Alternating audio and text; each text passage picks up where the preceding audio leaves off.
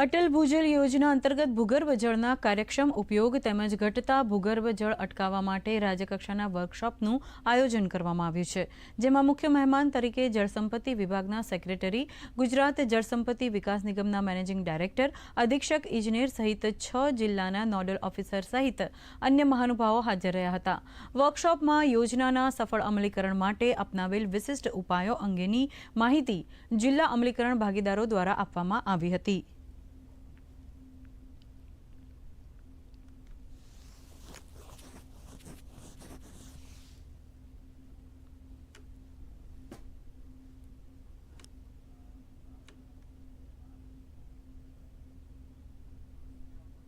આપણા રાજ્યના 6 જિલ્લાઓના 36 તાલુકામાં 1873 ગામડાઓમાં જે અટલ ભૂજલ યોજનાનો અમલ થયો છે,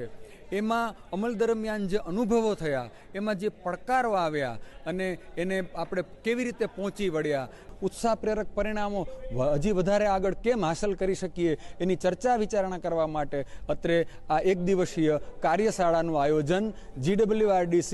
અને ગુજરાત સરકારના સિંચાઈ વિભાગ વતી કરવામાં આવ્યું છે. જે તે સમય પછી હું જ્યારે ખેતીમાં જોડાયો, છેલ્લા 3 વર્ષથી ખેતીની અંદર જોડાયો, ત્યારે અમારા ગામની અંદર અટલ ભૂજલ યોજનાની એક મિટિંગ પણ હતી અને ત્યાં એનું જે ડેમો થયેલું હતું,